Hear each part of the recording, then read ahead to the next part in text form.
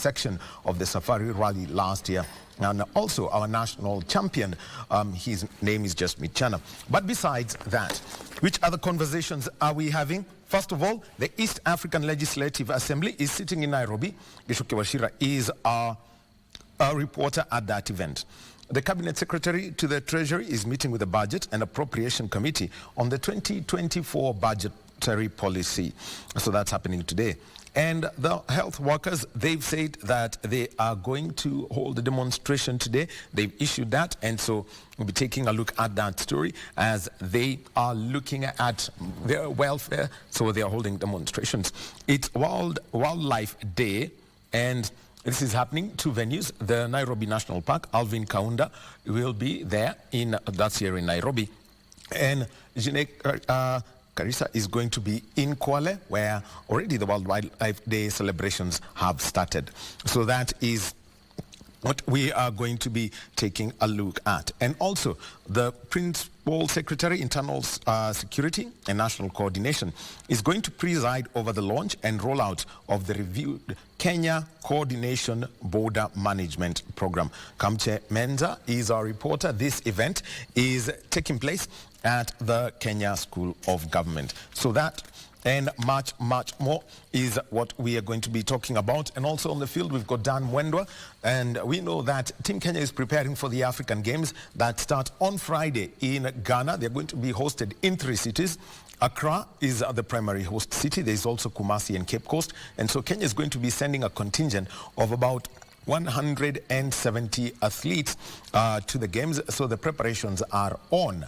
And we'll be hearing about athletics. It's an odd one this time round, 1 athlete per event. So if it's at 400 meters men, just 1 athlete. If it's a 400 meters women, just 1 athlete. So Paul Mutu is going to be telling us about that, and also hear from the tennis team that is preparing for the African Games, and also more of the teams that are camped in Kasarani. For that and more, stay with us. And let me also introduce our sign language interpreter. At this hour is Lucy Mora, bottom right of your screen. So straight to our conversation. And first, it's all about motorsport and 24 days, like I mentioned, to the WRC Safari Rally. And in studio with me is the reigning Kenya National Rally champion, Jasmeet Chana, better known as the Iceman. And, you know, ideally he would be here with his brother, who's also his navigator, Ravi Chana. But Ravi has got work commitments, so we understand he couldn't make it. Jasmeet, Pleasure to have you here again. Yes. Thank you. And just first of all, let's talk about this season and what you already participated in one rally. This was the Eldoret Rally. You finished second, finishing 93 seconds behind Saman Vohra, who had the R5, the Rally 2, or scored up. That is what was known as the R5.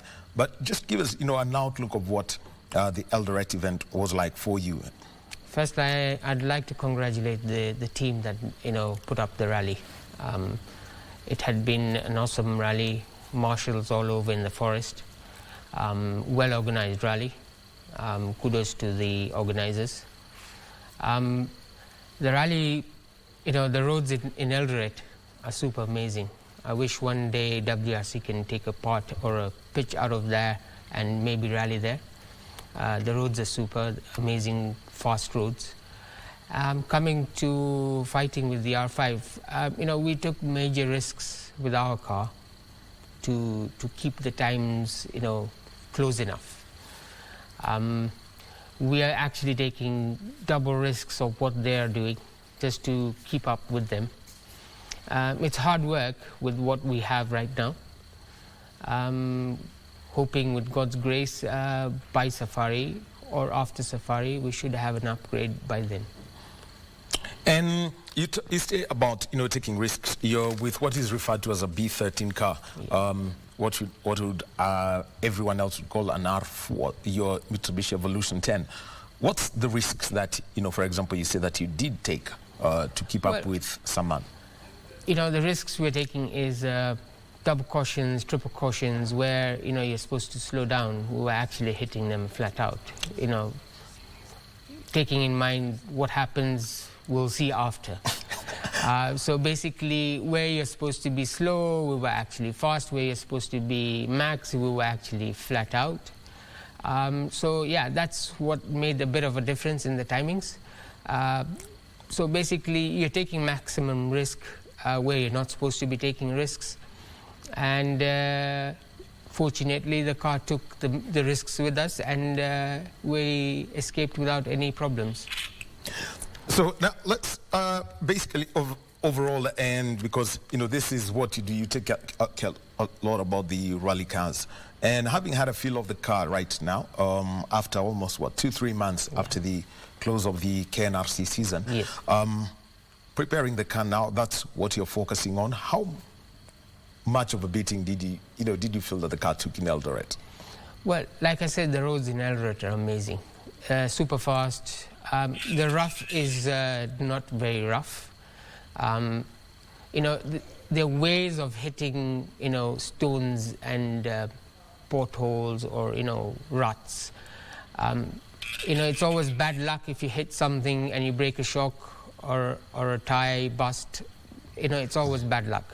But it's not very demanding on the cars. The roads we have nowadays, the organizers actually do a good job getting us good roads. So it can take a lot of beat. Just minor servicing and maintenance that you have to do. The car was rebuilt after last year's season. So right now we're just going through small issues that we are trying to sort out for the Safari. Okay, so now let's now see how you now work on your car after that, making sure that now it's ready for the Safari, because the Safari is quite a demanding event. Yes. About 1,200 kilometers plus. Yeah. That is competitive, and also the transport sections. Yes. How do you prepare for this? Basically, for Safari, you strip the whole car, make sure you've gone through everything.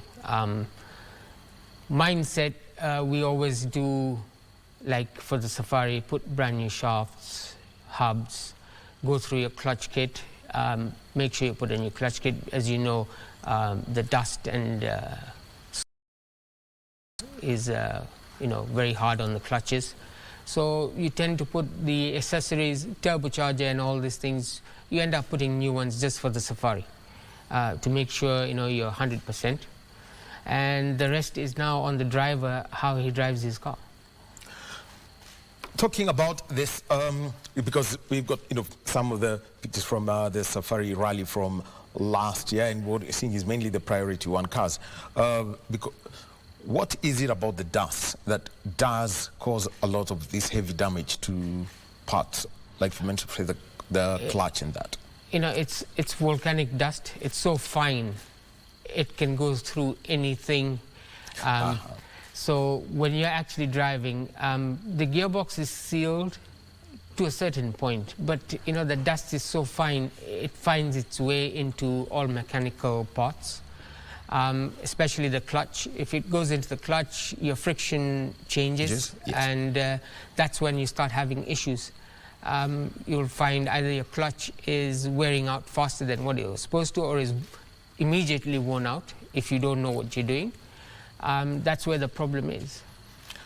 For you as a competitor and taking part in the KNRC class, we've seen 2 versions of the competition. We had previously what we had seen in 2021 when the rally came back, and then 2023 racing as the last group, and you are basically, I think with the exception of the Kasarani Super Special, everything else was half the stages. Yes. What were the conditions then for you after the priority 1 and priority 2 drivers went through? It is a nightmare. Don't forget that the P1 cars actually dig the road really bad. The tractors, yeah. But fast. We came to a stage, I think it was Chewy, the stage Chewy, and I think it was only about 600 meters from the start control, and we got stuck, and we actually bellied our car, and when I came out of the car, my foot went all the way to the knees in the dust. So you can imagine what they are actually doing, digging up the roads, and I hope this year the organizers... That's the fesh. Yes. So I hope this year they're doing something about it. So KNRC get the worst of the road. It's more challenging for us than them. I think we do the safari, people say, because it's the worst for us. We finish stages right in the evening, sometimes coming out of a stage at around 6:37. So yeah, it's a challenge for us. It's an adventure for us, but we love the sport, so we're good. Knowing the conditions, because, for example, I know at the start control, these priority one cars, I've seen them, they actually plow and leave whatever, I mean, a whole, what do you call it, a rut. Yes. They actually dig up. For you, how then do you manage your car to ensure that you get, optimal performance? Eventually you won last year. How do you manage that? Basically, you start looking for new tracks. Where they've been driving, you avoid. Just to get more grip. And if you have to drive into their tracks, there is I use the plowing system, is where you steer the steering left and right just to get more grip, to make sure the car is sitting and gripping. And just make sure you don't belly down, because their suspension works incredibly well. I mean, our car's suspension is not that big, high, so you just have to keep the momentum on and make sure you don't bog down. And how then does this affect, for example, when you go do recce and you have the notes that you have prepared, you're reading them through the morning before you get onto the road, then suddenly everything's changed? I think most of us, what we do during recce is taking in consideration that what's going to happen after the P1 and P2. So we have already written the worst parts of the road. Like I said, it's unfortunately, when you're driving, the concentration is so high, you sometimes forget, that this was a dangerous place, or this place is, there's a lot of fesh. Because of the concentration, you forget and you tend to do something else, and that's when mistakes start happening. There you have, and yes, we are speaking with Jas Michana, who is the reigning Kenya National Rally champion, and it's all about preparation for the WRC Safari Rally. Now, the Safari Rally, let's talk about the one stage, and where, you get to do it 100% in front of people. Because I'm trying to think of sleeping where there's a place where you'll only be with the wildlife. Yeah. But it's a Kasarani super special. It's different in that how you recce it is different, and the fact that it's a two-car thing. How do you prep yourselves for that, and knowing the temptation to do it for the crowd? Now, there are two ways of going about this. You can drive fast and make a mistake in front of everyone, or you drive with your head and make sure you come through the super special. It doesn't count too much towards your rallying day. Yes. So the best thing is to be clean, quick, and you're out of there. Yes, sometimes you do get overwhelmed by seeing your fans, the crowd. You do get overwhelmed. But, we try and focus as much as possible to our driving. I've always made sure to come out, go in clean and come out clean. So yes, it does make a big impact. If you drive for the fans or the crowd, you might end up doing the wrong thing, damaging the car. And if you do damage the car, then it affects your next day's, rallying. So yeah, the best thing is keep it clean and come out clean. I think that is the best way I've tackled it. Now, the other one is, which everyone talks about, is always the transport section. Yeah. And the cabinet secretary said this year traffic must be properly managed. Think of driving the 100 odd kilometers from Nairobi to the service park in Naivasha. What are the things that you tried that really everyone should know?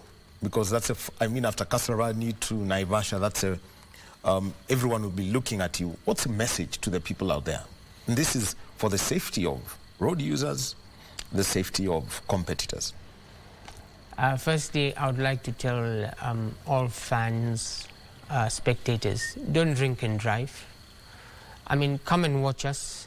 There are designated areas for you. Don't race on the roads.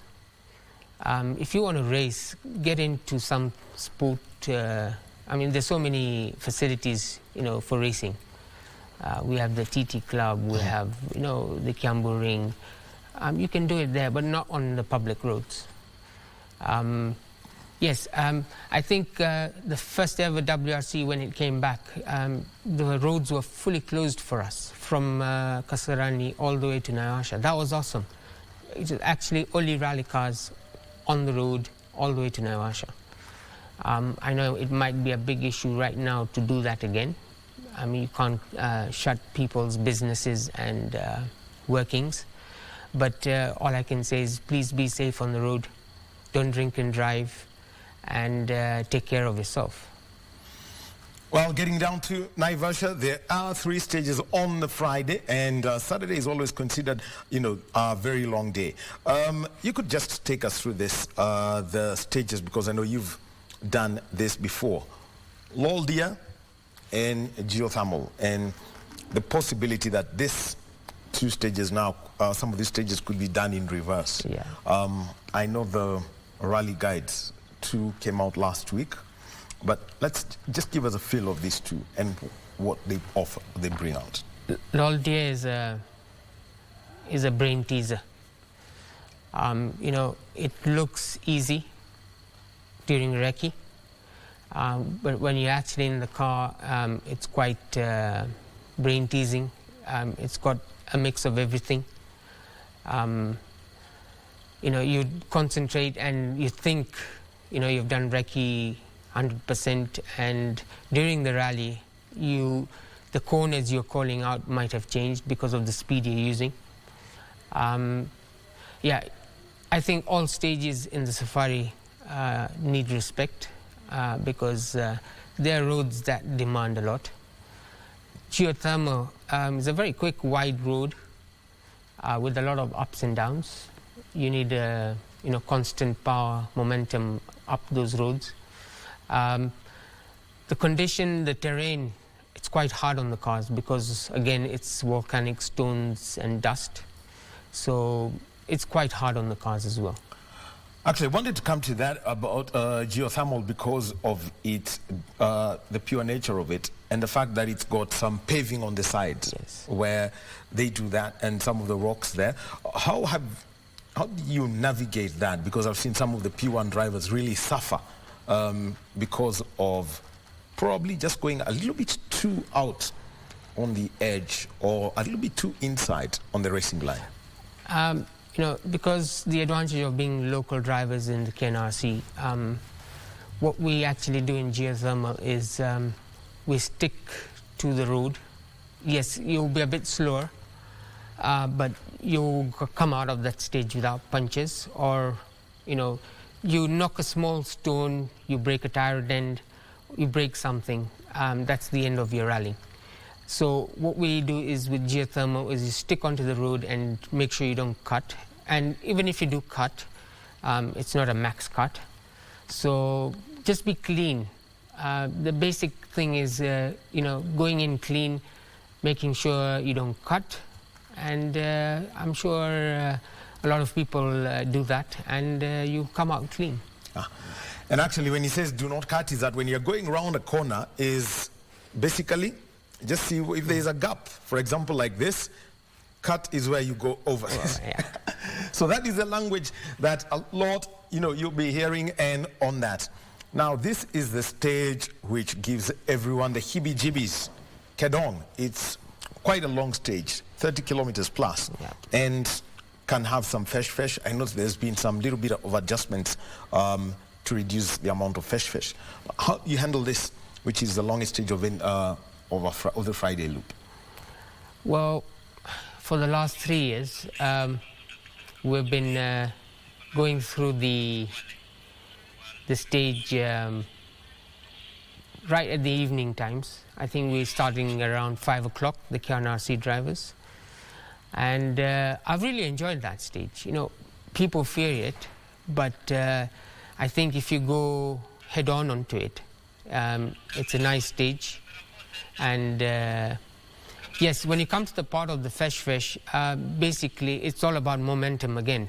Do not let go of that pedal, because as soon as you let go of that pedal, you're going to sink in, and that's the end of it. All right. We'll be coming back to that fesh, because one of the most stand-up moments was Kale Rovanpera, having his car covered in fesh, basically almost got him buried in that fesh, that dust and kedong, and so he had to retire for caution. We'll be coming back to Jaspreet Chana, who is the Kenya National Rally champion, but right now, let's move over to Kwale County.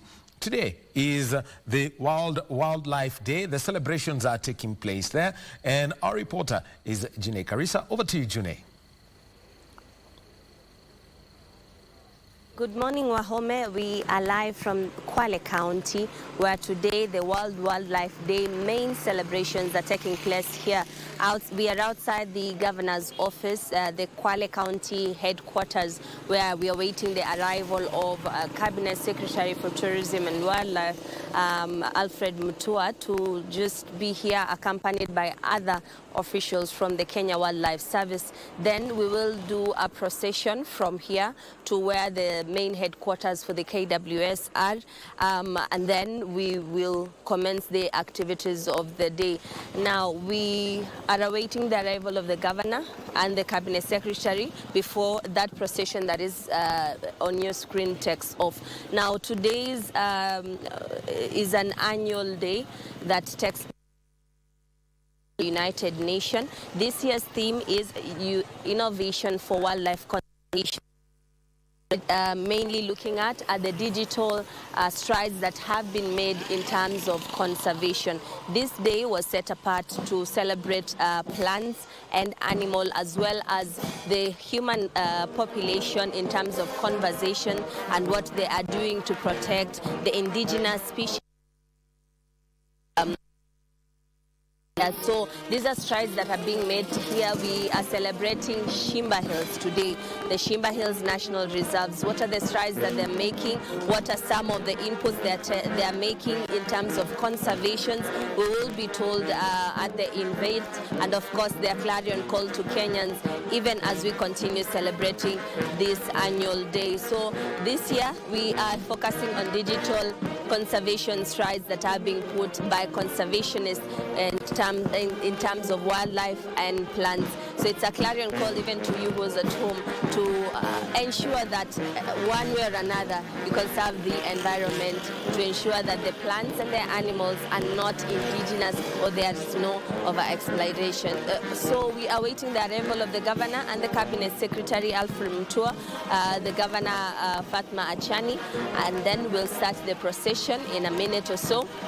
As you can see, the preparations are already on course. We are waiting for them to just leave the county headquarters, and then thereafter we will walk several miles up to the KWS headquarters, where the celebration, the main celebrations, will be kicking off here in Kwale County. Of course, in our subsequent bulletins, we will give you details on how this day unfolded here in Kwale County. But for now, Daniel Wahome, I hand it back to you in studio.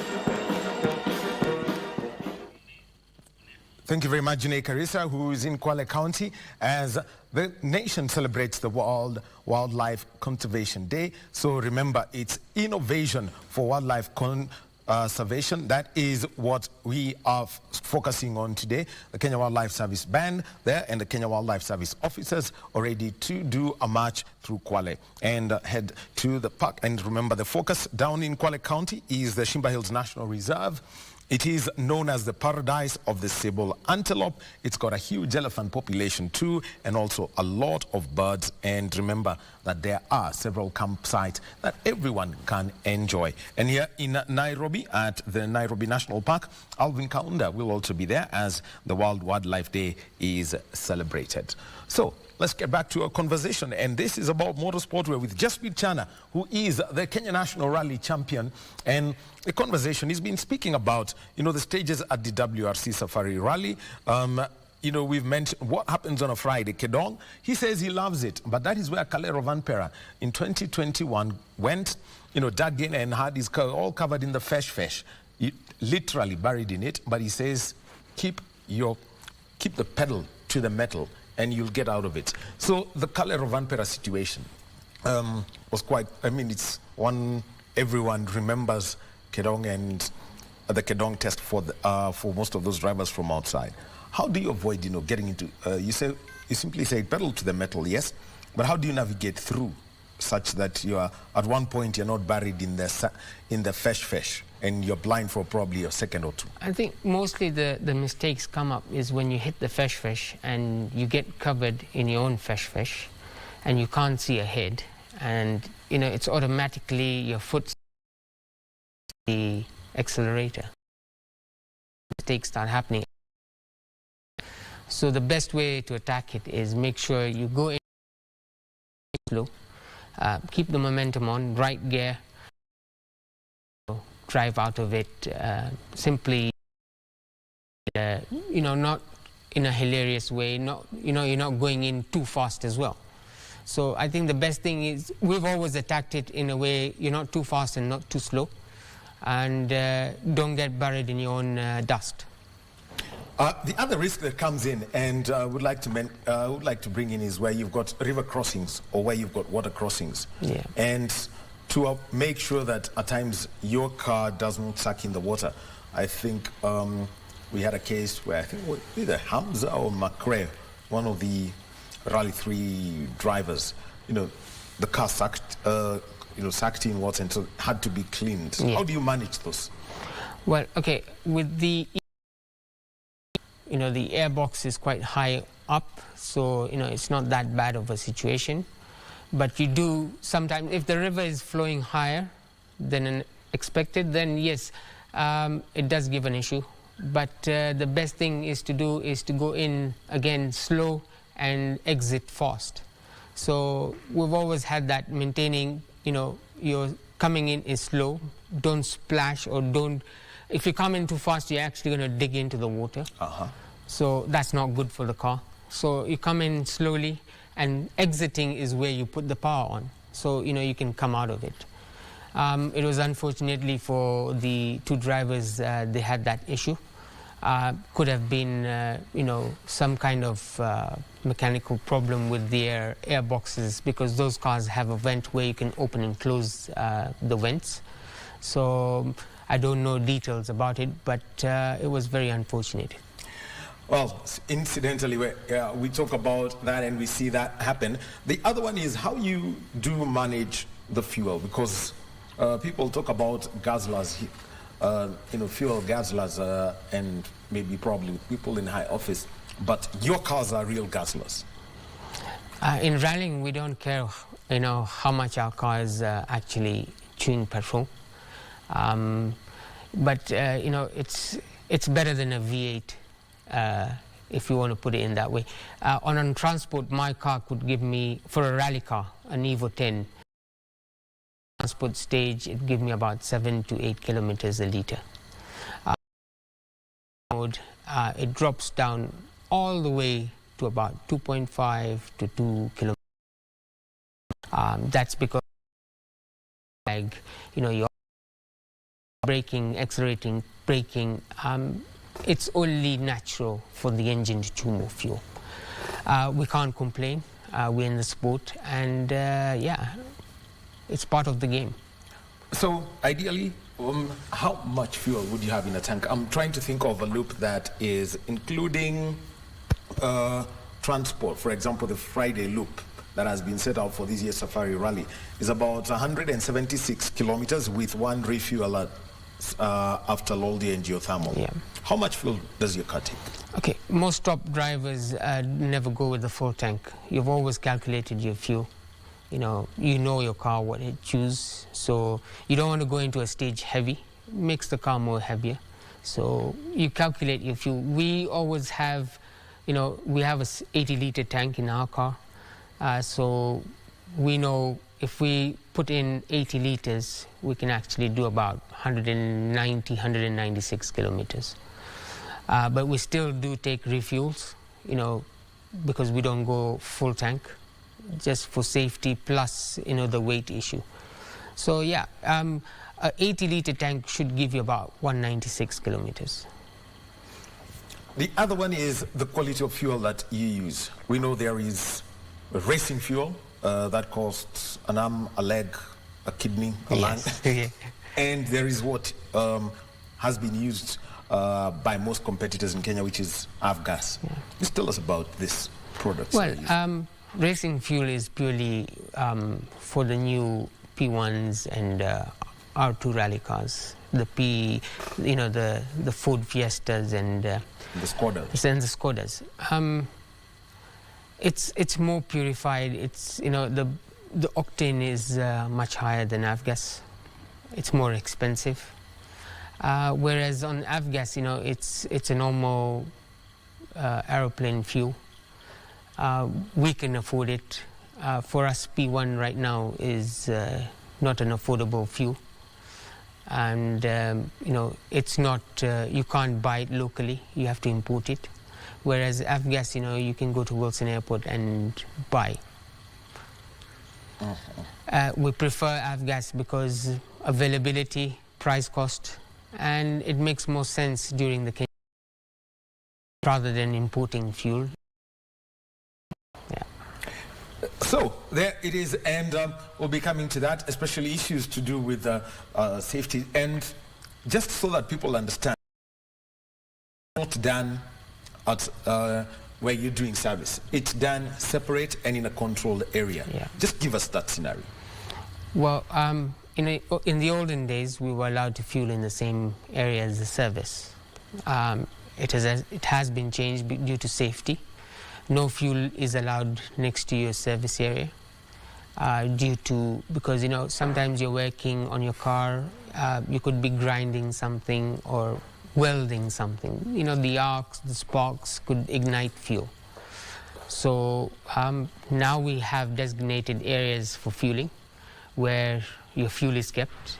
Once you're out of service, you go to that area, you come out of the car, the driver and navigator have to come out of the car, leave the door opens. So basically you come out of the car and you have two fueling men who have to wear a full fireproof overall, balaclava, and fuel you. So yeah, it's all about safety. So they're dressed like you, a rally driver. Yes, minus a helmet. But they are in a full fireproof suit.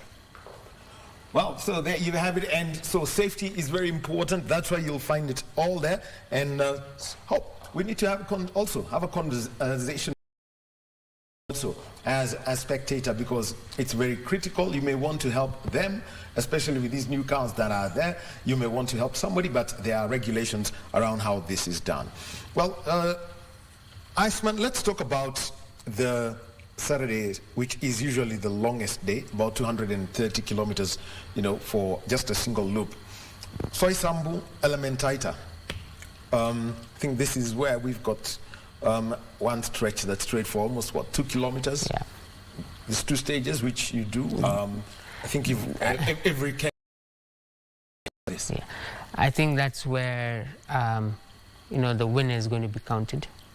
Those stages are demanding. Those stages, you see them, they're simple. Again, rally speed, they're totally different. You'd come out into a corner and think, I wrote max or fast, and you try it in the rally car. It's totally different. But lovely stages. I mean, I love driving in Soisambu, Sleeping Warrior, the super roads. Sleeping Warrior needs respect from the word go. If you can't respect that road, it will take you down. And this is where I want to come in and talk about Sleeping Warrior, because I think this is the one stage that, the words of Takamoto. Yes. You will go in, it's dry. The next driver will come in and it's totally wet. That's what happened with us last year. Because of the KNRC starting at the back. Clock in Nawasha, loaded down. And we went into the stage quite happy, dry. And halfway through, we came around this corner and it was totally wet. we actually went off. Luckily, we didn't hit anything. But it was enjoyable. Again, respect the road, and you'll make it through. You know, it's not about being fast when it's wet there. It's so slippery. The main thing is keep the car on the road and drive through it. How then, you know, actually, then something comes in, for example, for the stop drivers, is how you manage your tires for dry conditions and wet conditions. Well, you know, for them, it's a priority. For them, you know, they're looking at seconds. So you will find on one of the P1 cars, on one side, on the left side of the car, they have softs, and on the right side of the car, they have hards. That's just making sure, you know, if there are more corners on the left or the right, they have better grip. For us, you know, low-budget people, we have a set of tires that we've preset and said we're going to go with this, whether it rains or not. So we manage with what we have. That's why, you know, there's the big time difference between them and us. Because of the funds, the finances, you know, you can see a very big difference. Besides that, I think if one of our locals were given a chance to drive one of the P1s like the way Ian used to be given a car, it will be interesting to see how they keep up with the big. And I mean, also when it comes to tires, so that people understand, is that it's not any number of tires that you will have at any one point. Yes. For example, they will tell you it's 2 tires. Spares, because every time you leave service, they've got to inspect that. Yes. Just give us the regulations for you. Well, you're allowed 2 spare wheels in the car. At any one time given, you have a puncture. You cannot leave your rim. If the tire's bust and it's in pieces, that's okay. But the rim has to come back with you in the car. If you don't have it, there's a problem. You might get disqualified, you might get you know, penalized, because it's considered that it's outside assistance because you didn't bring back your wheel. It's very rare that you'll find you get 2 punches in the same stage. If you have a stage one after the other and you have had a punch in one, the next stage you have to be cautious because you only have 1 wheel left. So yeah, that's how it is. Basically, you have to make sure whatever you go with comes back, regardless of the tire, but the rim has to come back. Whether it's damaged, broken, you still have to come back with it.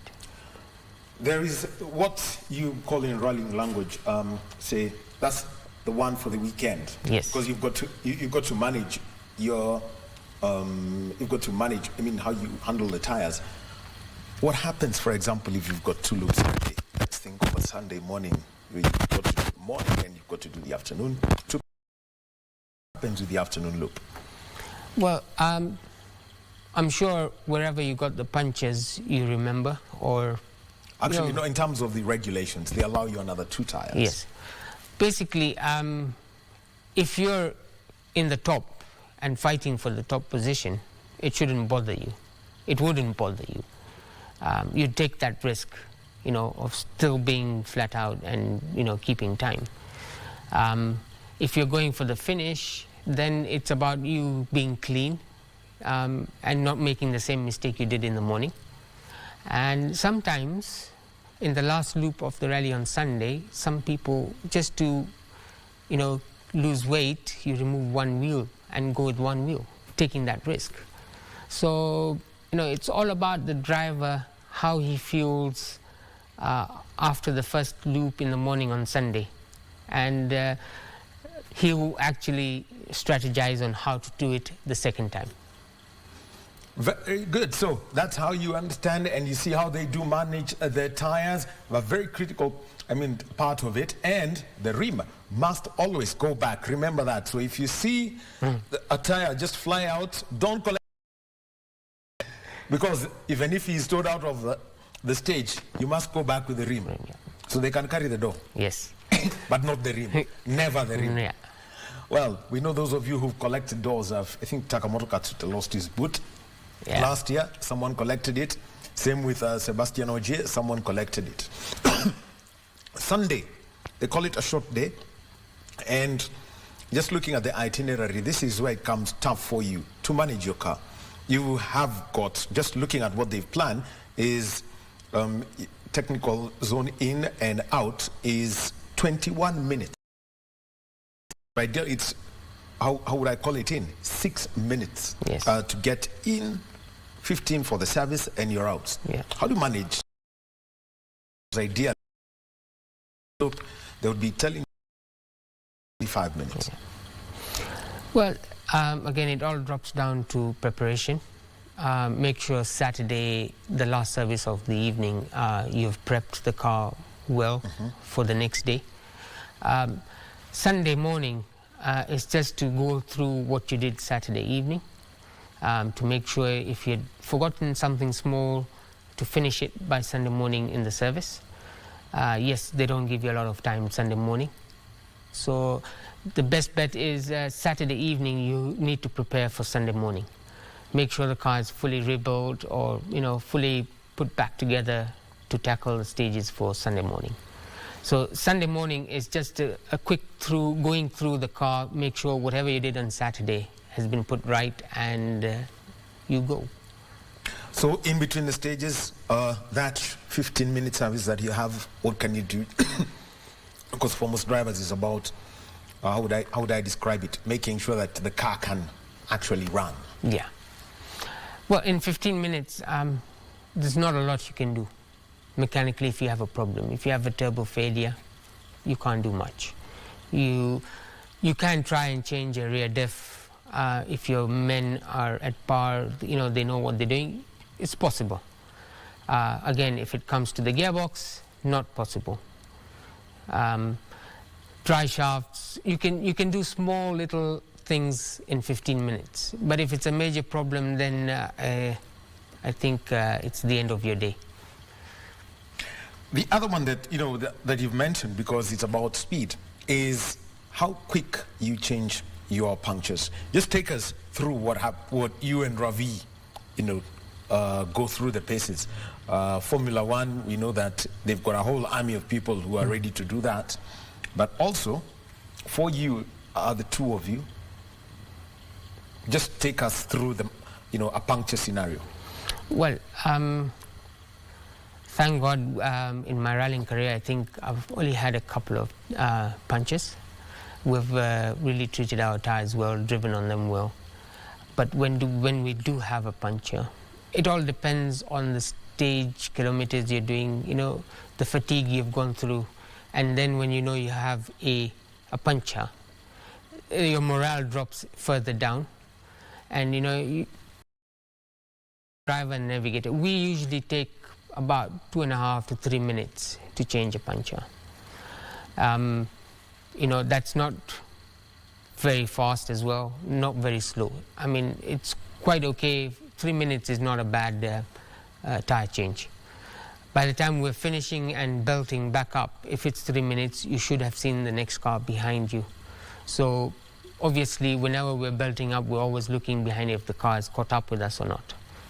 So yeah, it's about 3 minutes is a good time. Okay, the roles that the two of you play. So here you are, you've got to park the car or look for a place where you can change.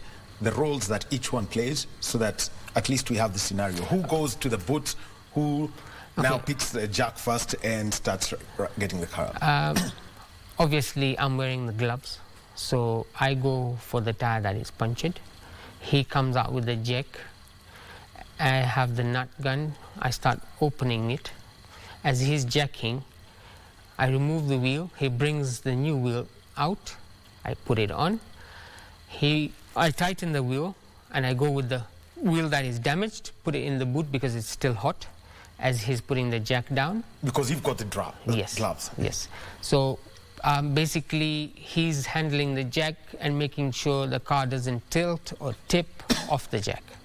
Yeah, so basically I have the gloves, so I have to handle the hot wheel coming out and putting back into the car, and make sure it's strapped properly so it doesn't dingle and dangle all around. You've mentioned about the nut gun. It uses power. Yes. How do you, what's that check that every driver or any aspiring rally driver must know about the nut gun to make sure that you don't wake up in the morning and it's just probably a toy?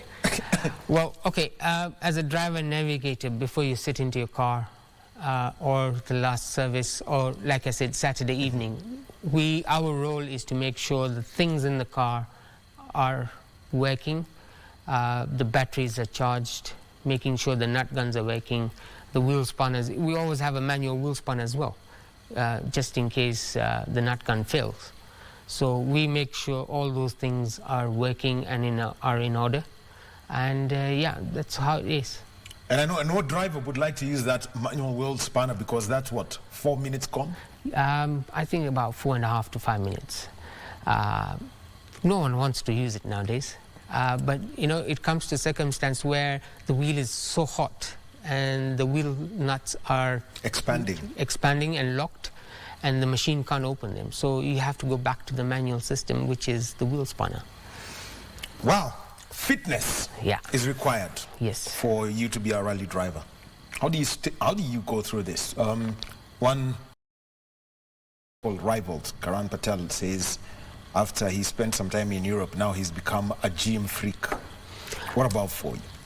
Well, I'm not a gym freak. I just make sure I eat healthy. I do my daily walking. Make sure you don't laze around. And an active brain is a good brain. So far, it's helped me, and I think making sure that you're walking every day and not sitting in one position is good enough. Yes, gymming does give you more, durability, strength, and you're focused.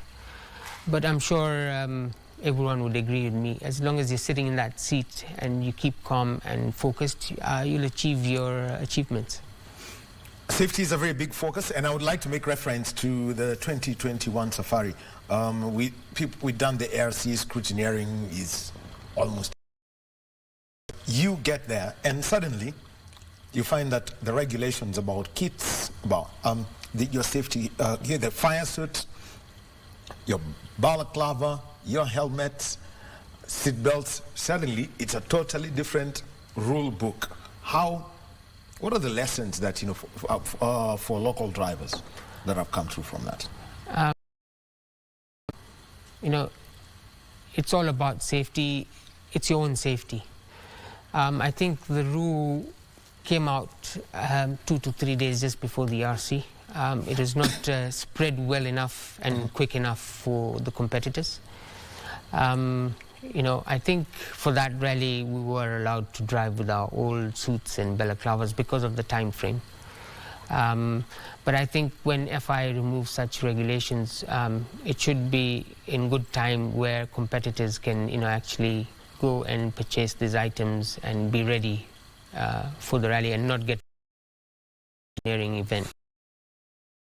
I don't blame the competitors. Neither would I. I would actually blame it on to the organizers and FIA that the rules should be given a certain time. They should come out in good time and spread all over the competitors. Overall, the cost implication, especially for the local privateers? It's expensive. Expensive day by day. Without a good corporate sponsor, it's even harder. You can see how KNRC is suffering a lot. You are 7 of 7 crews in Eldoret. Yes. We've been to quite a few functions where the CS has mentioned, they're going to do something about the KNRC. So far, we have not, as competitors, we haven't seen any difference. I don't know, I think we now need the President's intervention into this and, to bring back the leg for the WRC. This is where local drivers, remove the talent, drive to drive into the WRC. And now it's dying. You can actually say the KNRC is dying. it's on a deathbed. Yes. And, we're all staring at it and we can't do much about it. Someone needs to help us. Someone genuinely who loves rallying and sport. You know what's brought the likes of you, the likes of Balder, the Clubman Rally Championship, when it was being unveiled last week, they mentioned about the Clubman Rally. What more should we do to encourage low-budget rallying rather than for quasi WRC, KNRC? Clubman rallying, I did emphasize this even during the awards in January. Have a Clubman event, come with your Pro Box, have your roll cage. You want to use Firestone tires, you want to use Kumo tires, that's up to you. But, the standard safety feature, have your roll. We're not telling you to wear a proper race suit. Overall will do. Buy and you're ready to go. That's budget rallying. Our forefathers have been doing it. They used to use their town work car. It was turned into a rally car. You remove the rear seats. They used to have bolt-on cages. And you find the same car that was in town on Friday is now rallying. The one that took you to school on Saturday. It's now actually running in Mathathani. It's doing a stage. You come to think about it, I think that's a good idea. But the thing is, we need to put things into place before. Sad to see KNRC dying. And, people get put off. And then when you bring in clubmen, and people think the same thing, that, this is going to die off, and they don't bother. I think first and foremost to be done with the KNRC. Well, that is everybody's cry. Interesting if I was to mention that the Autocross Championship has got quite... And some of the top drivers who would be competing with Jasmeet are actually now doing autocross. Jasmeet, as we come to a close, what's your focus? I know the next event is the Safari. Your focus, the national championship, or are you also looking at going across the borders to ARC? Because it looks like the ARC is now more of a COMESA event. Well, firstly, I would like to defend my championship this year. I thought about doing it side. Hopefully, with God's grace, everything goes well. Tanzania and Uganda. But the main focus is defending the KNRC, which is going to be a challenge again. Having someone and, a lot of other drivers after the Safari will come. And it'll get tougher as we go. Okay. All right. Thank you very much. Jasmeet Chana. He is hoping to give us a surprise, and we will know if he's going to have more horsepower or he's going to use the same horse. Perhaps. Thank you very much. Jasmeet Chana, the Iceman, KNRC champion on the WRC Safari Rally preparations. But before we do that, there is the team from Nakuru that caused an upset over the weekend. That team is known as Menengai Oilers. We have got right on the screen that you can see is Gibson Wero. Remember, he was the assistant captain of the Kenya Sevens team. Just trying to think of it. 15 years ago, man, we're not growing any younger, but that's quite interesting. He's now the head coach of the Menengai Oilers. We'll be joining him after this short break.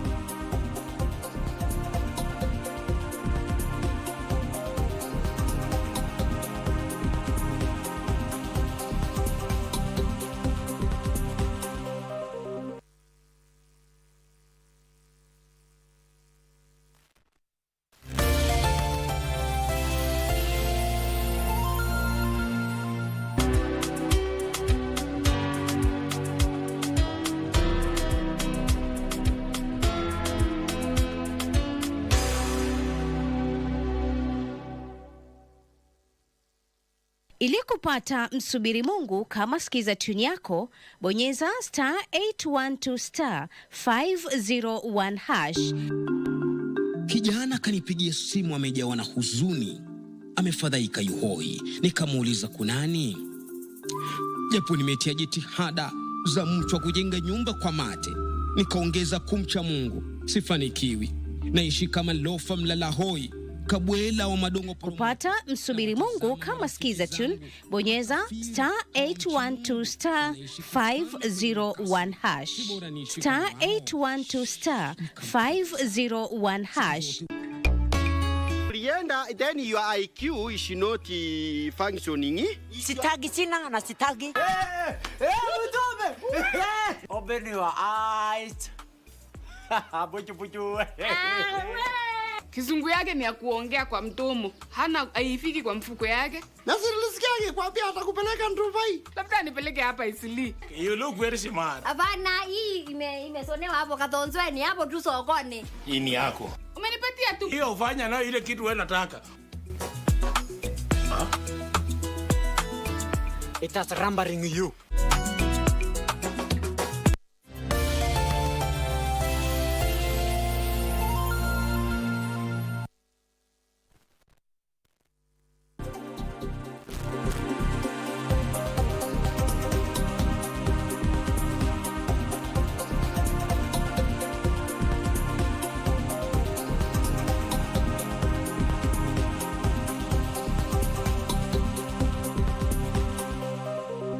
And welcome back to Sports Check on this Monday morning.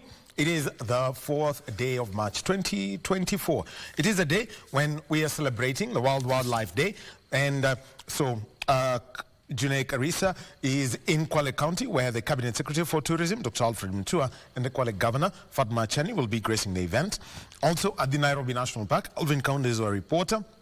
The PS Internal Security National Coordination is presiding over the launch of the reviewed Kenya Coordination Border Management Program at the Kenya School of Government. The East Africa Legislative Assembly sitting in Nairobi.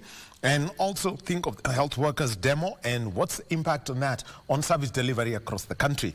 Then also it's World Engineering Day today, and the event happening at Daystar University, and the theme for this year is Engineering Solutions for a Sustainable World. So that and more, that is what we're going to be focusing on. And in terms of sport, we'll be talking rugby in a short while, but also we've got the African Games preparations for athletics and tennis. Daniel Mwendo is our reporter. He has been on the beat, and let's see the reports that he's going to be giving to us. But right now, let's join via Zoom from Nakuru, Coach Gibson Wero of the Menengai Oilers. Coach, a very good morning to you.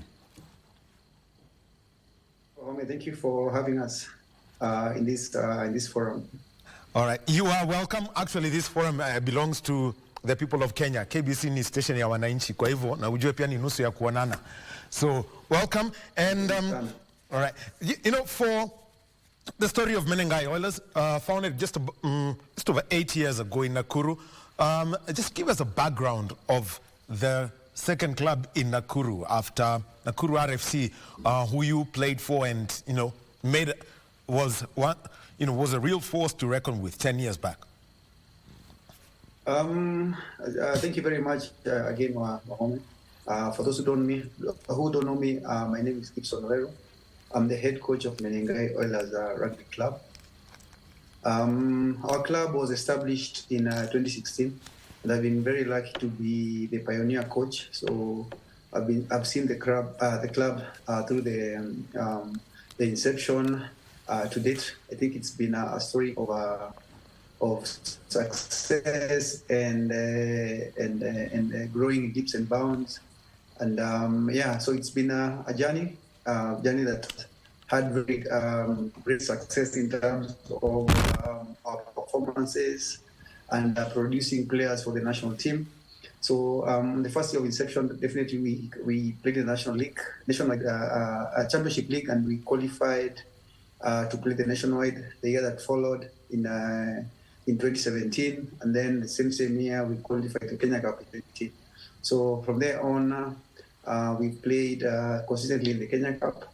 on our year on our first year of Kenya Cup, I think we managed to finish 7th, but thereon we've managed to finish in the top 4, being in a final in 2021.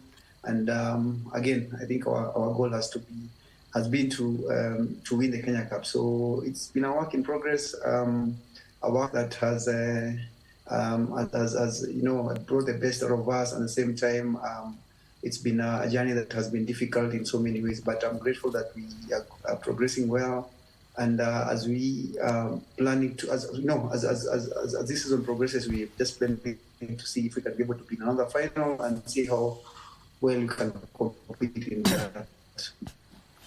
Now, let's talk about your debut season, the 2019, when you were promoted up from the championship. The club's just about 3 years into the making. When you got to the Kenya Cup, finishing 7th, what were the lessons then for the players when they got to face the likes of KCB, which was the dominant club then? Kabras Sugar was establishing itself as a real force. And at around the same time, Homeboy, I think Strathmore Lions had come back and become a side to look out for. And Queens were also somewhere. I think it's been a challenging journey. At times people see the success and I think it's an easy thing that we are performing well. But it's been a journey that has involved a lot of hard work, a lot of resources put into the program, a lot of, when we thought it would be an easy journey, when I was sitting with the sponsor and going through the plan, I told him, by the second or third year of us being in Kenya Cup, we should be able to win. But again, I learned that in a very hard way that it takes time to develop talent, it takes time to develop players. I've had a number of players that I was able to recruit in 2017 playing for me up now, and some of them are still work in progress. So it's been that, you think, you look at how we performed over the last 8 years and you say, wow, this is a journey of quick success, but it's not been the case.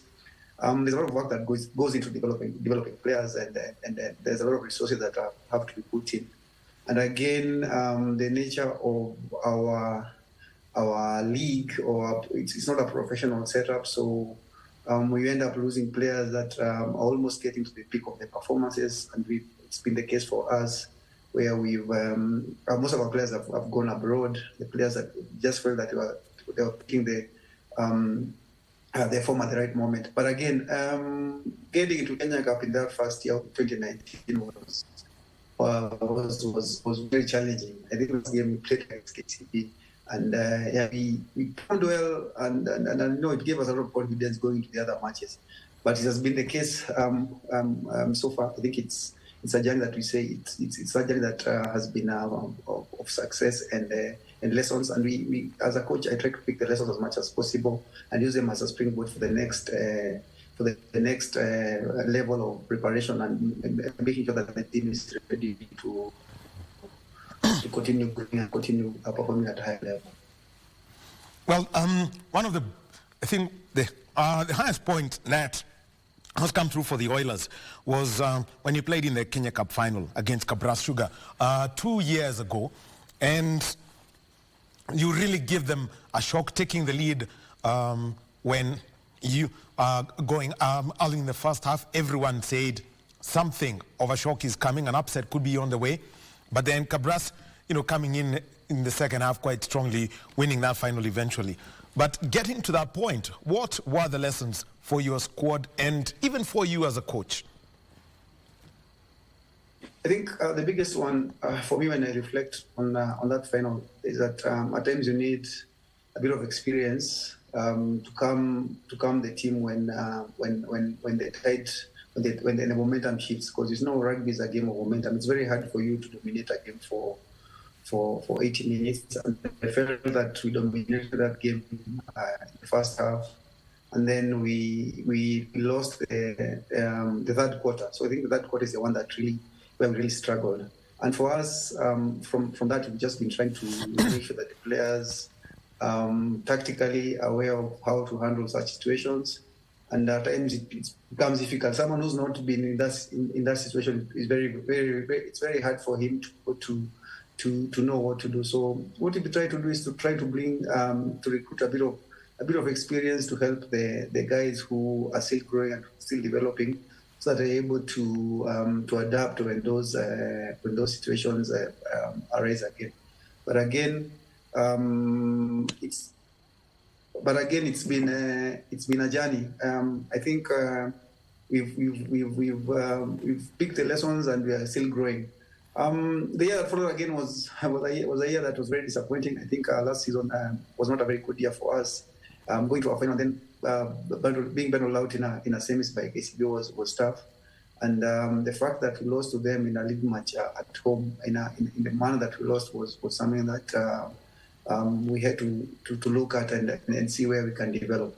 But again, I'm happy that we seem to be in progress, and we really want to give this season a go and see how well we can finish. Well, let's talk about the current season. And, I would say you started the season, or we would say that you are quite on fire with wins against Homeboys, a 30-point win, another bonus point win, winning against Mwamba 67-0, and then playing against Strathmullios 27-10. Just take us through the first three matches that you played last year as the Kenya Cup started off. I think we started off very well. One of the things that we tried to do during the preseason is make sure that we worked extremely hard in terms of our physical condition. We felt that we lacked a bit of size and a bit of strength when we against the two big boys in the league. That's KCB and Cabra. So we decided to recruit a few players who we felt they could give us that impetus that we lacked. And we brought in Jada Abdon from Masinde Muliro, and then we brought in Liakins Musonia from Queens. And they gave us that impetus that we need. But the other main thing was just pure planning, paying attention to details. And that's basically what saw us through the first three games. Well, the first three games. Now, there's a rivalry, and this is between Menengai Oilers and Nakuru RFC. At one point, it was one of the reasons we all know that Oilers changed the face of rugby, of how people move on with rugby in Nakuru. But what about that battle right in the center of the country? So it's an interesting battle that I'm very happy to be there, part of. All my playing career has been at Nakuru FC. It's a club that gave me basically this platform to play at the highest level and be able to coach at the same time.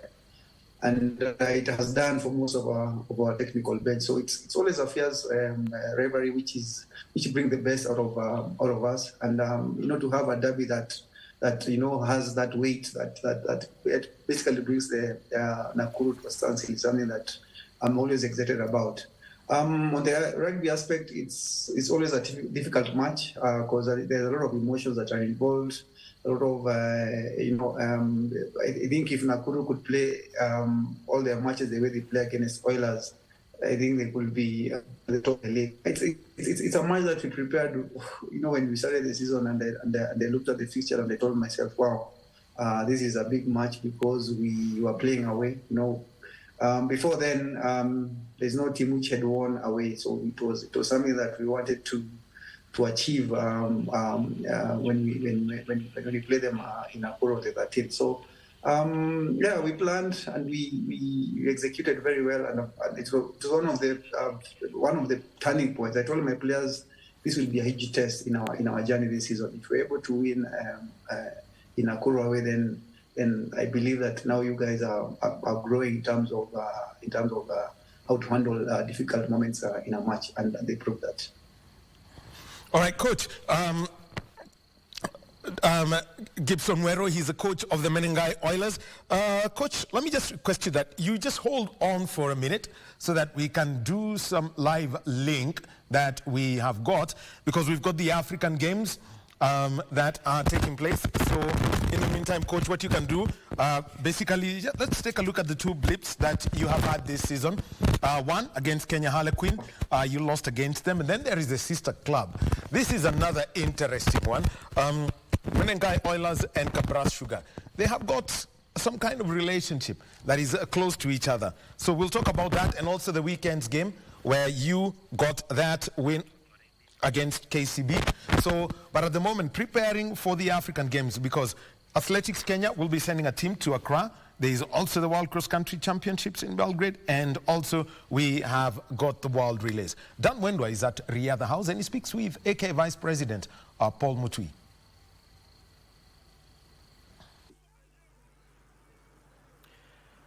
Thank you so much, Daniel Wahome. We are here live from Riyadh House, where we just came and have a word with the senior Vice President, Mr. Paul Mutui from Athletics Kenya, maybe to give us a brief on what's happening and what are the preparations ahead of the All-African Games set for Accra in Ghana. Thank you so much, Mr. Senior Vice President. Last night we saw the 4x400 relay team set a new African record, and Beatrice Chepkoech won bronze in the 3,000 meters flat. Your review on the team's performance? Thank you very much. Let me appreciate that the KBC has come to Riyadh House for details of what is exactly happening with the world of athletics in Kenya. And now you have asked about the INIDO games which are going on in Glasgow at the moment. And I want to say that we took a mean team there, a small team, because of several reasons. For one, I would like to mention that in Kenya, we do not have facilities for indoor games because we do not have a track to now train our athletes about the running inside, because it's inside an inside stadium, I should call it. So this is why some of our athletes, those who have never been exposed to running in that kind of a situation, then would not be able to cope up very well. And because I know how it looks like, in fact, the track itself is not flattish like we have in the case of the outside stadium. It is almost slanting. And unless an athlete practices well in a situation like that one, it's not his to cope up with it. So this is why maybe our athletes did not perform that well, but otherwise I would like to appreciate the fact that some of them were able to do that well. The National Cross-Country Championship was held last weekend, and we saw that there is a team that was selected maybe to represent the Kenya in Belgrade, Serbia. How do you rate the selected team?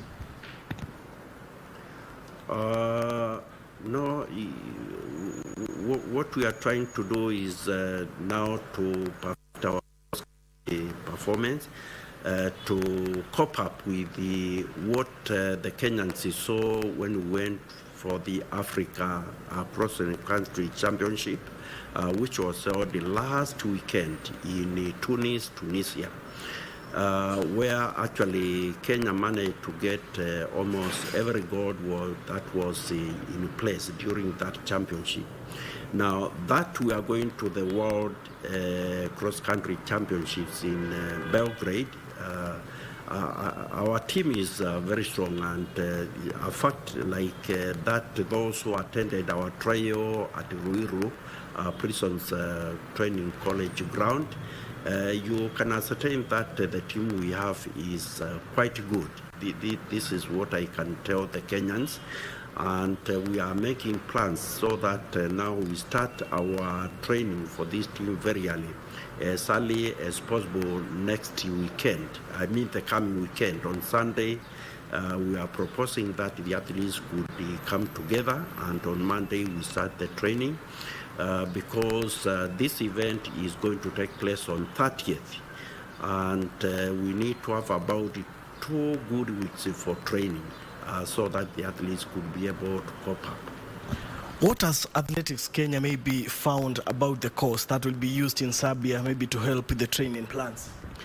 Now, for the course, we have gotten a kind of sketch to show how the course looks like, and we have tried to cope up our athletes with that kind of a scenario. Like where we were at Ruiru, we had gone there as Athletics Kenya and dictated to the owners of that course, that is the prisons service, that we need a course looking ABCD. So with the course, we are not scared. I think we are going to be quite okay with the kind of terrain we are going to find in Serbia. You are holding the trials for the African Games. What is the criteria maybe for athletes maybe who wants to join and take part in the trials? Now, the one thing I would like to tell the Kenyans is that the African Championship that we are going to go to at Ghana is not managed or is not organized right over here by Athletics Kenya.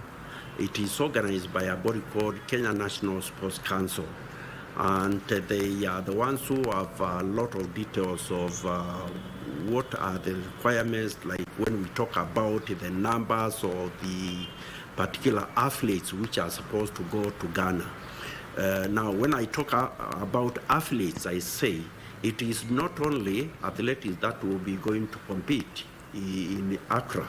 It is several combination of games, like we could be having taekwondo, we could be having volleyball, we could be having basketball, we could be having, so there are many of them, and it is exactly the National Sports Council who have a knowledge or who have an idea of the exact games which are going, or athletes which are going to be represented by athletes in Ghana. But talking about what they have communicated to us as Athletics Kenya is that they want a very limited number of athletes. That is only 30, just 30 athletes in number. This is a very small number compared to the athletes who have qualified in athletics. But because they have all the details, we are trying to conform with exactly what they are giving to us. So we are tomorrow, on Tuesday and Wednesday, going to put athletes together so that we could be able to get the athletes who represent this country. At least what my technical group has planned is that most of the athletes, most of the events that we are going to present our athletes in, is only one athlete who will be able to be selected from the trial we are going to have tomorrow and the day after. That's the biggest trick that is right over there. And as such, we have given out a kind of knowledge to the or proposal to everybody who is coming, both athletes and the officials, coaches, that it is the first athlete across the line that will require to be put into that team. Thank you. So that was Athletics Kenya Senior Vice President Mr. Paul Mutui speaking to us live here from the other house. After tomorrow's and Wednesday's trials for the All-African Games, we'll be coming back to the Athletics Kenya maybe to get an update on the preparations of the All-African Games and maybe the Paris 2024 Olympics. Back to you, Daniel Wahome. Thank you very much, Daniel Mwendwa. He was at Riadha House, and you can see that the criteria for selecting the athletes for the African Games are going to be strict. The first athlete past the line and meets all the criteria that has been set out for the African Games is the one who's going to represent the country. One athlete. So if it's 800 meters men, one athlete. if it's the 800 meters women, 1 athlete. That's how brutal the trials will be tomorrow and Wednesday. And we'll be getting a bigger report on that from Daniel Mwendwa later. And also Kengori Mwangi's meeting with the other teams going for the African Games. Now, let's get back to a conversation. And we are via Zoom with Gibson Wero, who is the head coach of the Menengai Oilers, third on the Kenya Cup log. And for the Menengai Oilers over the weekend, a 21-7 win over KCB. But let's talk about some bleep that they've had. A loss to Kenya Harlequin and also to Kabras Sugar, which is more of a sister club to the Menengai Oilers. But let's talk about those two L's. Coach Gibson, what did you pick out from Kenya Harlequin, who incidentally have proven to be one of the, to be on a resurgence this season?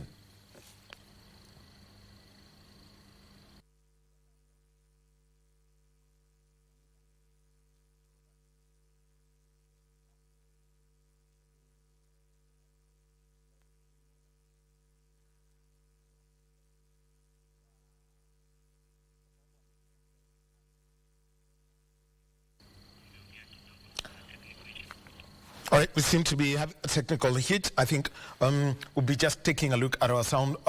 We are speaking with Coach Gibson Wero, so we'll be coming back to him so that we can get back to the sound. And Coach Gibson Wero is basically with the Menengai Oilers, and he's talking to us about the two losses that they've had. One against Kenya Harlequin, who are currently fourth on the Kenya Cup table, and then the other one was against table toppers Kabras Sugar. But currently, Oilers third on the Kenya Cup log. So, Coach, you could take us through those two, matches, Queens and Kabras.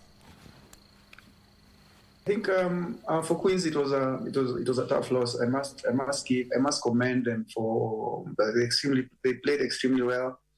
It's a team that has been on the resurgence, as you have mentioned it. I must give credit to their technical bench and their leadership. I think they recruited extremely well over the preseason, and they seem to have a team that can compete very well.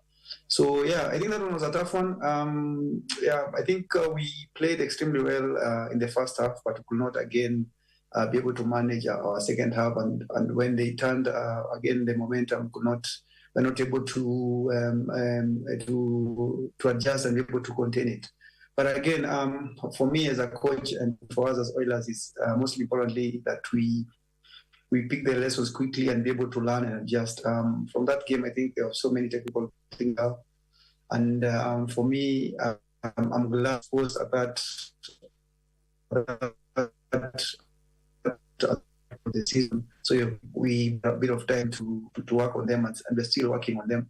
One was basically on how we attacked. I think we are too predictable, and we did not play in the right areas, and that actually made us suffer. So it's something that we learned, that we needed to manage the game well, and we needed to impose ourselves physically, and at the same time try to manipulate the defense. But again, we played Kabras, and a huge loss again at the Kakamega Showground. Kabras is a very good side. I must commend them, and I believe that they are what do you call it? They are the leaders for they have been playing very extremely well. I think they have a team that understands how they want to play, and a team that can impose themselves physically. Again, it's a team that is very experienced. If you look at the squad, I think most of them, if not all of them, have played at national team at some point. So it was always a huge challenge. But I got a lot of confidence from that match, from a few things. I think our forward pack did very well in terms of how they handled them physically. I think our set pieces were good.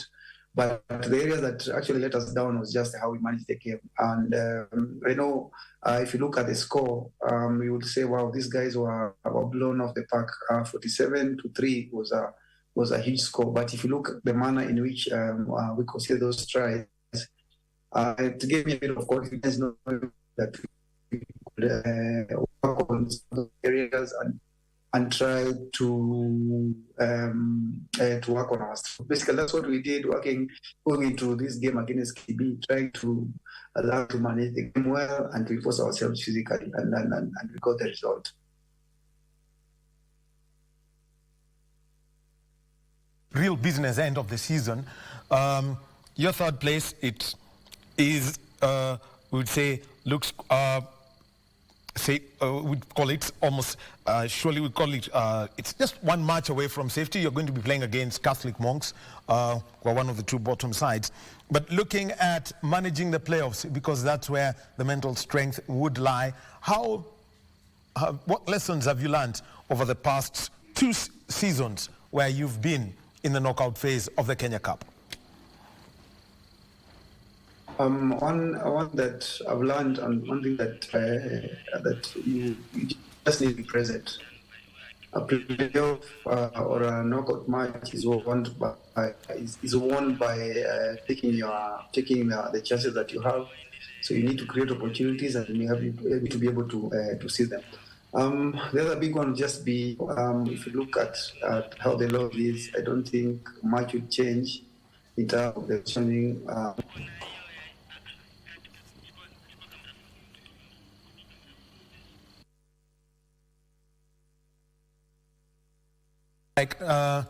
We may have lost Coach Gibson Wero of the Menengai Oilers, and he was talking about, the Kenya Cup season. Looks like we may have dropped him, so apologies for that. But it's always good to hear the story of sports teams that are based outside of Nairobi. Now, let's get to move to Parliament buildings, where the East Africa Legislative Assembly MPs are addressing the public. Thank you. Thank you. No, Kirui has a question. No, there's one guy there, and also another one there, Kirui. Thank you. My name is Vincent Akande. I work for Radio Citizen and Kenyan Television. You did mention that Somalia currently has its big disagreement with the situation in Russia. When do you expect Somalia to send members in the parliament, and how many do you expect? Oh, thank you. We cannot tell you exactly.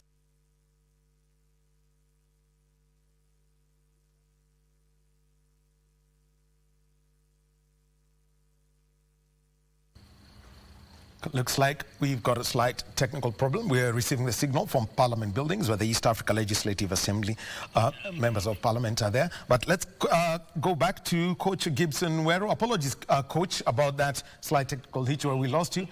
So, Coach, you could, just give us, the closing remarks as, you take us through your plan for managing the business end of the Kenya Cup season. So yeah, as I was saying earlier, I think we've got into the business end of things, and if you look at how the table looks, I don't think much will change in terms of how the pairing will be at the top end. It might change at the bottom end, but again, for us, it's making sure that we finish the regular season with a win and secure the third place spot, and then prepare for to play definitely the sixth team and qualify for the semis. I think it's a massive 3 weeks for us in terms of managing the players because we played. It's to be playing 5 games on a trot, and the most important game will be that semi-final. So if you're not there physically, you're not there tactically, then you'll have to be in a lot of trouble. So it's a matter of now managing the players, making sure that they're recovering well tactically. They're executing at the highest level, and most importantly, they're able to manage the game. So if we're able to do that, I think we'll have a chance. But again, I must commend my squad. I think they've done extremely well. In terms of even bouncing back from defeats, I think when we lost to Queens, I think it was a huge learning point. When we lost to Cabras, we felt that we lost, but there were so many things that we needed to pick from that game and come back and play against KCB at home. So I think I must commend the squad and the technical bench, and I believe that we'll continue working hard to make sure that we're that final on the 4th of April. all the best the weekend as you play against the Catholic monks. Coach Gibson Wero of the Menengai Oilers, and also, for those of you, if you go back the years, he was the assistant captain of the Shuja side, way back when they stamped the authority up there in the World Rugby 7 Series. Asante sana, Coach. Well, now let's move on to another event. And yes. The Cabinet Secretary, Water, Sanitation and Irrigation, Zakaria Njero, is hosting the Africa Union Commission Africa Ministers Council on Water. So let's listen to CS Njero. Are very much committed to achieving the set targets. You will recall that at the 13th ordinary session of the General Assembly of the Governing Council of AMCAO, held in July 2023 in Cairo, Egypt, a decision was taken to raise the profile of water and sanitation. The Council also took a decision to appeal through the Specialized Technical Committee on Agriculture, Rural Development, Water and Environment to the Assembly of the African Union to water and sanitation as the theme of the Union in 2026. I am glad that prior to the last Assembly of the African Union, held from 17th to 18th February, the Executive Council of Foreign Affairs Ministers took several decisions related to water and sanitation. Among others, this includes an AU EXCO decision approving the proposal to adopt assuring sustainable water availability and safe sanitation systems to achieve the goals of Agenda 2063 as the year 20. Let us build on this political will and momentum to bring water and sanitation issues at the center of socio-economic development in Africa. The coincidence of holding this meeting in the week that Kenya is having the Water and Sanitation Investors Conference even more timely. The conference is aimed at encouraging candid debate and promoting business partnership and financing towards sustainable access to water and sanitation services for all Kenyans. The overarching theme for the conference is accelerating investments for sustainable access to water and sanitation for all. The conference further aligns with the Kenya government agenda aimed at increasing the level of public-private partnership within the water sector. Allow me to commend our development partners, the private sector and other financing institutions for providing technical and financial support to African governments. I would like to urge you to continue supporting the water and sanitation sector in Africa to achieve its ambitious vision and targets. With these few remarks, distinguished ladies and gentlemen, allow me once again to express my gratitude to you all for honoring the invitation and attending the meeting. I wish you very fruitful and candid discussions as you set Africa's key priorities and develop messages ahead of the 10th World Water Forum in Bali, Indonesia. Distinguished ladies and gentlemen, it is now my honor to declare the Africa Region Technical Preparatory Process for the 10th World Water Forum officially open. Thank you all.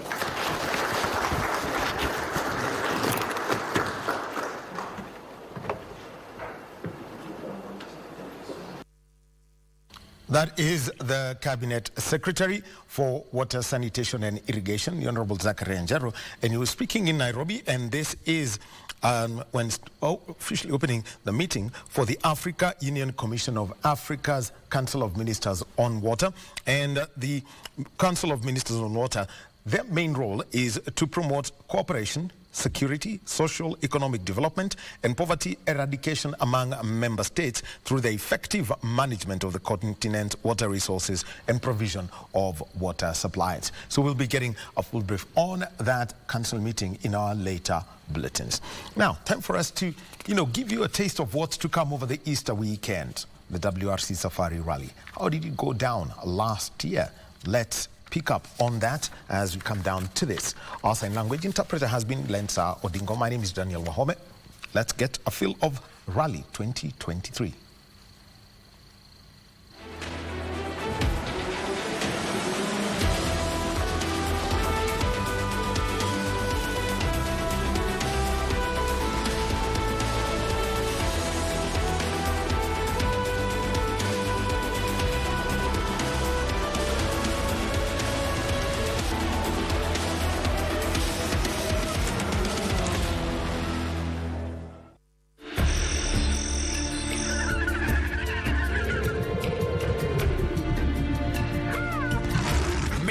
The WRC's Big Five. Sebastian Ogier, king of the jungle.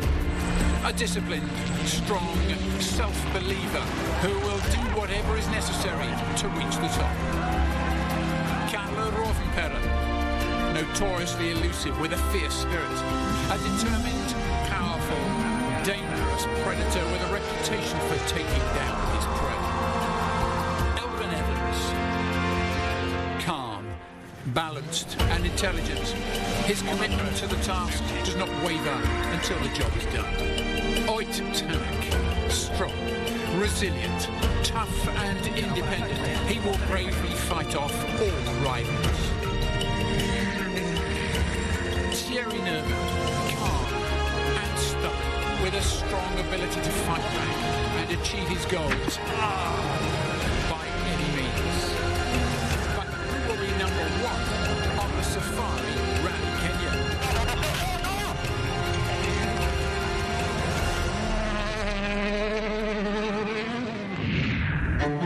And those five are our top five in the Drivers' Championship. Carlo Rovanperä leads on 118 points, 25 ahead of Thierry Neuville. Oit Tanak and Elvin Evans follow, with Seb Ogier fifth on 70 points. And remember, he's only doing a partial programme this year. And this is how the big beasts in the manufacturer's standings currently line up. Toyota are top on 235 points, 23 ahead of Hyundai. M Sport Ford are third. And a challenge like no other awaits the teams and drivers here in Kenya. It's a different atmosphere, it's a different style of rally. It's somehow a real adventure for us.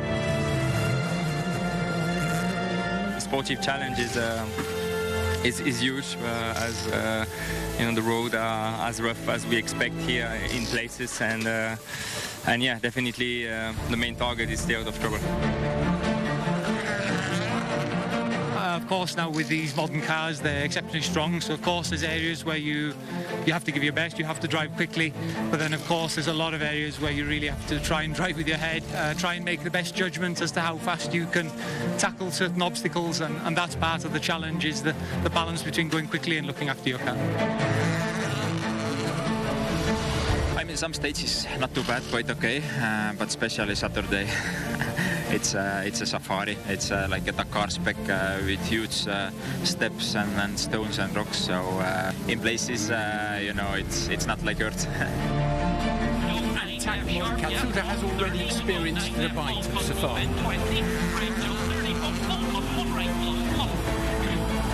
The Japanese driver, who's finished on the podium both times since this event returned to the calendar in 2021, rolling his Toyota on the shakedown test stage.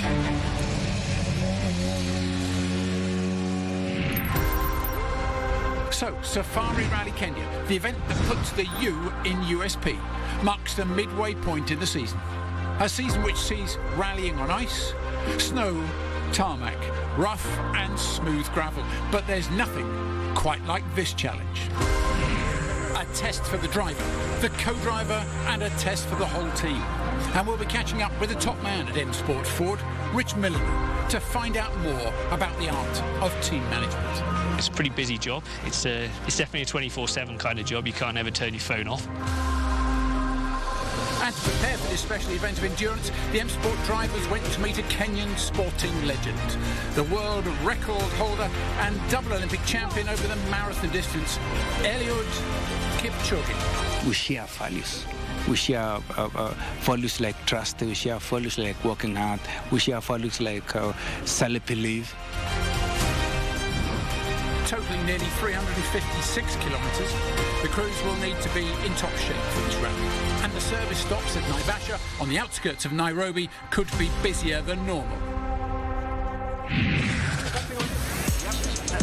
Kenyan President William Ruto has been one of the driving forces behind the WRC's return to Africa. And he was eager to see the rally from the closest possible viewing point, in the passenger seat. It was Pierre-Louis Loubet who was given the responsibility of being the high-speed chauffeur at Chech. It's a great moment, not just for me, but for millions of Kenyans who are waiting for this event with bated breath, because this is one of a kind. We are celebrating 70 years of rallying in Kenya, 50 years of WRC in Kenya, and it's not only an event, it's a whole ceremony, and it's a whole carnival. And the carnival got going at the 4.8-kilometre Kasarani Super Special. The cars running side by side, and Takemoto Katsuta's Toyota had been rebuilt and was back at full speed.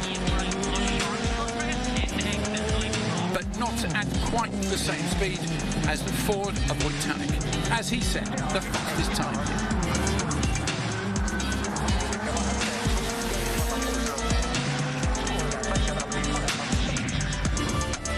But let's move on to Friday, which is made up of 3 stages surrounding Lake Naivasha. They'll all be run twice and include the 30.6 kilometres of Kidon. The total distance today, just under 126 kilometres.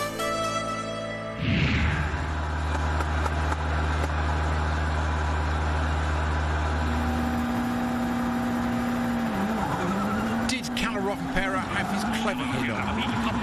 The world champion, first on the road, will be the first to discover what state the stage was in. He drove with a bit more sympathy than normal. This was wild.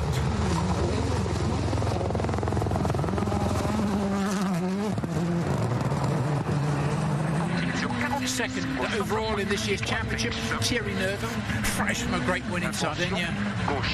What lay ahead would test driver and machine like no other round of this championship. Neuville looking out for the early hidden dangers.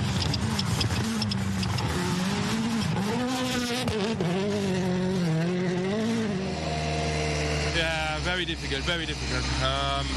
It's very shaky in there, and first week kicked off the line and we had a big bee on the car, and I was really basically I lost my concentration on the beginning. Many made Wojtanic their pre-event favourite to win in Kenya, but here and now patience was required. The best start here would be a smooth and tidy one. Or it forced to slow to let zebras cross the road. 7 seconds were lost.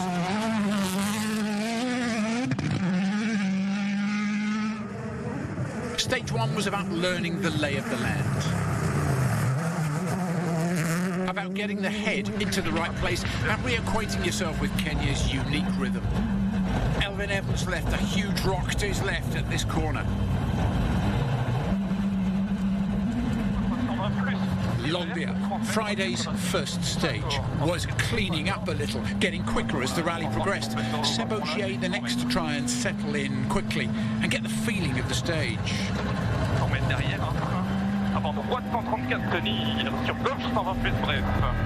And Ogier went fastest in that stage and into the lead. And it's now 4 Toyotas in the top 5. Wojtanic dropped to 6th, while his Ford teammate Pierre-Louis Loubet was down on power and down in 9th.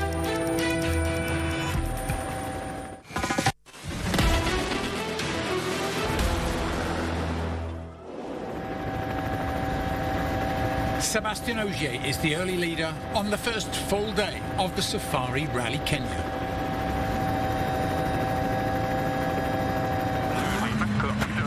The speeds were up now, time to heat things up. The surface looked softer, but the edge of this wide stage looked loose and dangerous.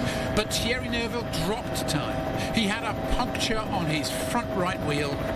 That was not the run that he had wanted.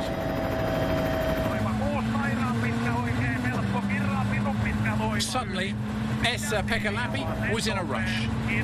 The Finn had been lurking 20 seconds off the early lead in Africa, but now, here he was an impressive second, faster than Seb Ogier. Stage win, EP.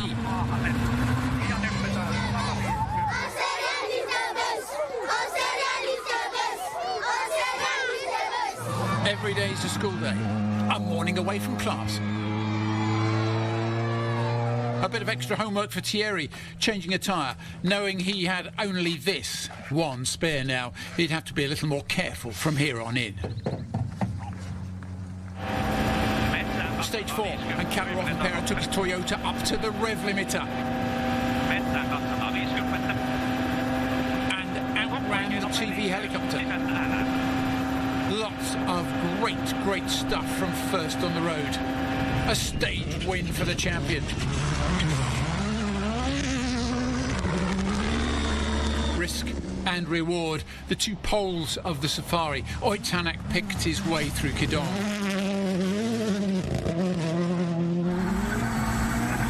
But later on stage 4, disaster for Oit. A puncture after 10 kilometres. Stage 4, the longest and last of the loop. He had to stop, no question. Costly. Over 2 minutes lost. Yeah, it just came off the rim quite early in the rut, so yeah, it was quite a very simple story. And you lost another half minute after that as well? Yeah, we had some engine trouble, so yeah, we didn't get the power anymore. A difficult one for the rally leader Seb Ogier, who had taken to the longest stage in the morning without any boost. Last stage of the loop. A good place, if there is one, to get a problem. Next, it's a return to service and the Toyota mechanics. The plan was coming together for Esa-Pekka Lappi with a stage win on his debut on the African plains. But this, well, this looked bad. And it was. A dramatic puncture on the rear right, destroying the back of his I-20 and filling it with dust. EP dropped to 6th. EP, the rear right, a proper mess there. When did that happen? Yeah, puncture. I don't know. So suddenly it went empty and that's it. Like 13 before the finish or something like that. Seb Ogier still tops the standings.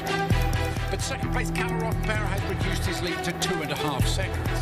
The Fords of Lube and Tanak at the wrong end of the leaderboard in 8th and 9th. But they'll be aware this is a marathon, not a sprint. Before the event, the M-Sport duo were visitors to the high-altitude training camp of Eliud Kipchoge, the only man to run the marathon distance in under 2 hours. Yeah, it's been incredible, you know, spending here a day together with Eliud. I mean, he has learned so much, and you know, the routines, how they've been working, how they train. The Kenyan, who's regarded as one of the greatest athletes of all time, also supports a local school through his charitable foundation. We speak quite a lot. I think his spirit, how he's strong in his mindset, and I think it's a guy who is really happy about his life. You feel it when you speak with him and how we speak about the people around him. He tried to really build not a team, but really a family. How we help all these young guys, all these kids. It's a dream answer. You know, it's good to meet other sportsmen from the other sectors, and you know, I'm happy to exchange knowledge. I'm happy to tell them what we value and what our plans towards the sporting world. He gives a lot of chance to all the kids, and what he explained also, if you want to run with him and if you want to be professional, you need to continue your school, because they know here it's really, really important if you want a social elevation, because we see that it's quite difficult for the young boy, we see the school. So his philosophy is amazing, so yeah, it's a big learning of humility. It's totally something different, but we just come like a common thing, like we all do sports, and I saw like we all love sports, and yeah, that is what drives us to wake up every morning. We are all the same people. We are all doing professional sport. Is it technical sport or motorsport, or is it a marathoner like he is? You know, both of us, we are pushing to the limits, and we are trying to get the maximum out. But as we can see, the maximum comes only when you have the package around you and the people around you. We share values. We share values like trust. We share values like working hard. We share values like self-belief. And on the side of the drivers, they have the same values. What?